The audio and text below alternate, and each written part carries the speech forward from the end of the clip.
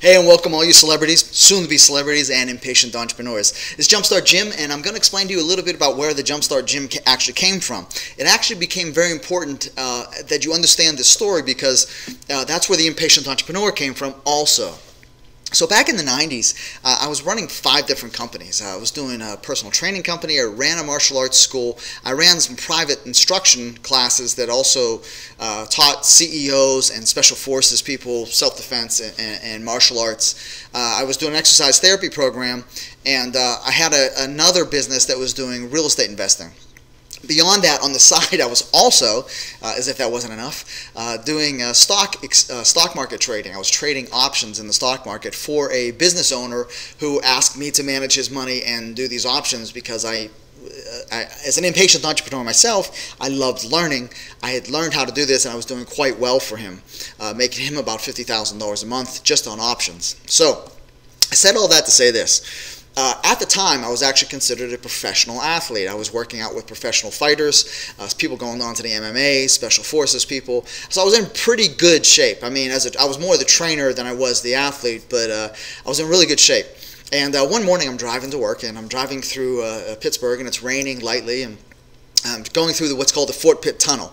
Now, the Fort Pitt Tunnel has a big square exit, or I guess rectangular exit. As you drive through the tunnel coming into Pittsburgh, you see the scene itself, like the city, the 3 rivers that come together, and the scene of the stadium and downtown and all the bridges. And it's a really beautiful picture. And as I said, it's the one tunnel as you drive through, and it's like driving into a picture frame as you drive into Pittsburgh.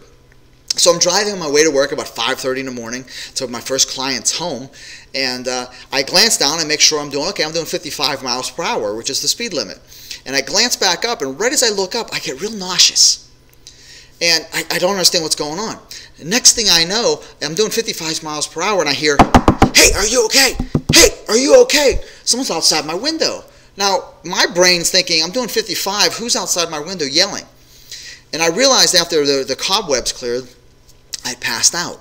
In fact, I passed out while driving, and I crashed, and my car became a crumpled mess, and somehow I didn't get injured. It's like God's hands came down around me and protected me and crushed the car, and I didn't hit anybody, and so no one else got hurt, no other cars were involved. So they took me to the hospital. Now, they took me into the hospital, and I kept having these episodes, but then I'd wake back up within a matter of 10 to 12 seconds.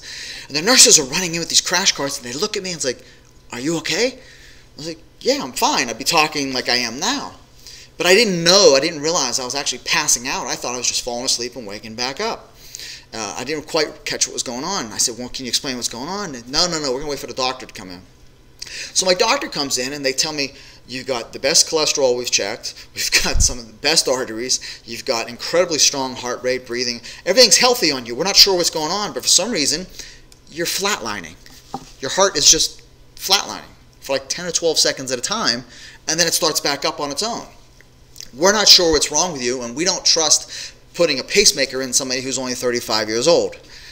Bottom line is, over a period of time, they let me go, but when I was let go, I couldn't drive, because when you pass out while driving, you're not allowed to drive anymore. It's got to stop happening for 6 months. With that, I lost all 5 of my companies. See, because my businesses consisted of me going to people's homes or going to famous clients and going into their mansions or to their businesses and doing a lot of training there. Plus the real estate investing, I was looking at homes. Long story short, it did get me into internet and internet marketing and learning how to do that online. So that was a good thing. The bad thing was, as that was all happening, we had just moved into our dream home a week earlier. Lost my 5 sources of income. We had just adopted my daughter a year before. I found out my wife was now pregnant with my first son, and over a period of 2 years got pregnant again with my second son. The hard part about all this is, as I was passing out, it hadn't stopped. It didn't stop. And the hard part for me was emotionally, I wasn't able to hold my own babies. I was afraid to. I was very cautious. That impacted me quite a bit emotionally. And you would think, at this point of the story, I should say, that's what caused me to rise to success. And that's what caused me to be motivated. Actually, in my case, I'm going to be honest with you. That's what caused me to be totally crushed. It hurt more than I could imagine. I've been working for years to get over some physical challenges that I have. I've been working for years to get in great shape. I have been doing so much to build businesses, and it all got taken away from me, literally in a heartbeat, or in my case, a lack of a heartbeat. So the hard part was I wasn't able to hold my babies as comfortably because every time I'd start to feel nausea, I'd have to sit the baby down real fast because I knew I was going to pass out. It was a very tough time for me emotionally. So a period of 2 years went by, and it happened again about 2.5 years later. This time my heart was pausing for 15 seconds or 20 seconds at times. They said, look, Jim, we know what's going on, and ultimately we need to put a pacemaker in. So the Jumpstart Gym part of this comes from, one, I have a pacemaker now. Two, yeah, of course, I help people jumpstart businesses. In fact, way back in the 90s, I wasn't even a consultant. I was already helping my friends and my clients jumpstart their businesses and double their incomes in a matter of 3, 4, 5, 6 months. Some people were going from 0 to 100,000 a month.